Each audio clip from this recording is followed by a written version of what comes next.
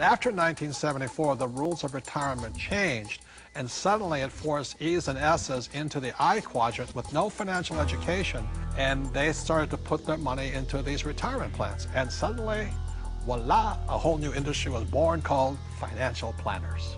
And today, it takes 30 days to become a financial planner. It still takes a year and a half to become a massage therapist. You know what I mean? And what do you think of mutual funds? I think they're a great way to make money if you sell them to other people. Well, I think it's one of the worst places a person could put money. They really do. They make other people rich. You know, hidden fees, expense ratios, and you talk about the law of compound interest. Well, there's the law of compound expenses. Okay, so let me ask you this. If I say to you, invest for the long term, you know what I mean, for 30, 40 years, what do you think about that in a paper asset? You've lost control that quick. Liquidity is what paper assets are about. Your ability to sell and buy without negotiation problems. And so the moment you say, I'm going to buy this, I'm going to hold Enron, I'm going to hold WorldCom, and I'm going to hold, you know, GM, and I'm going to hold United Airlines. Well, you can just go on and on. How about Pan Am? But the moment you decide to hold that, what control do you have? None. You know, yeah, in real estate, you can force the appreciation, paint it, carpet. You can't do that with paper. Right. Well, your only control is to sell. If you hold it forever, you're rolling the dice and saying, I hope it works out. Right. There's a lot of people say, you know, stocks are the best way to go and don't get into real estate. You know, there's a lot of these financial advisors. But the stocks are good for people who are not business people. You see, as entrepreneurs and real estate people, when you look at a financial statement, I personally am responsible for income, expenses, assets, liabilities. But as an investor, even in Microsoft, I have no control over income, expense, assets, and liabilities. Is that correct? All you can do is sell or hedge. That's all you can do.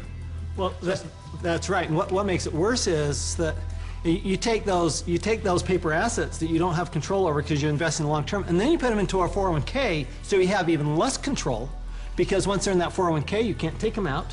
You really can't do anything with them. You're penalized for early withdrawal. You're penalized for pulling them out. And then, on top of that, you don't even get the one tax benefit you get with paper assets is capital gains. And you put it into a 401k, you've lost that benefit. On top of that, when you pull it out, there's three types of taxes: earned income, portfolio income, and capital gains or passive income.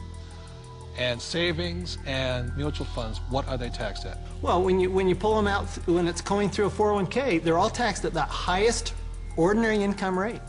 It's the worst thing you could possibly do if you plan to be rich. But if you plan to be poor, it's a pretty good plan. Robert, I've seen you take heat in the press by this, where you say they're risky. And I'll tell you where I think the risk is. When you sit down and they say, we're going to diversify you.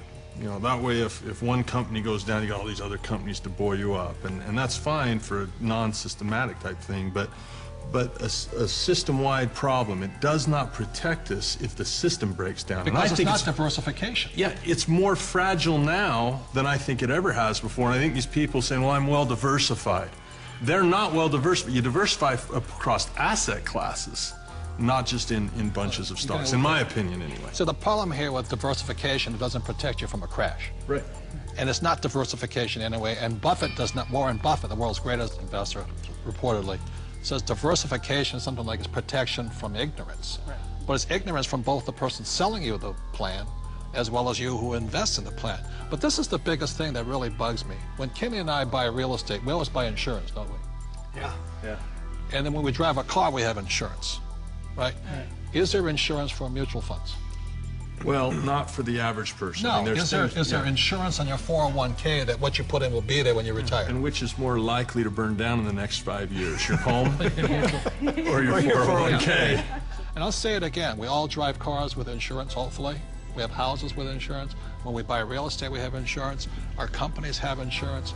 But the 401k, all these retirement plans, there's no insurance on them. So if it crashes, they lose everything, and the mutual fund companies walk away with the money. And that's a higher level of education, because most people don't know how to hedge that. Nope. They don't know how. I mean, it's possible, but if you interview the average person, yeah, that's what we teach. That's what our advanced courses teach us, how to play the average game. person, I liked what your comment said. If you poll the average person, you say, tell me the difference. This is a very basic question. What is the difference between a defined benefit pension plan and a contribution plan Most of the people I talk to do not know that difference, and that is not a minor thing. That is a major deal. Time out. This is a very important point. See, in 1974, the rules of retirement changed. Prior to 1974, most people, like my parents, had a defined benefit pension plan. What that meant was that they received a paycheck for life. After 1974, the entire world started shifting onto a defined contribution pension plan. What you put in is all you get back. And that's why these defined contribution plans, so many people are terrified of running out of money in retirement, simply because with a defined contribution plan, you can lose everything in the market crash, or you can run out of money before you die.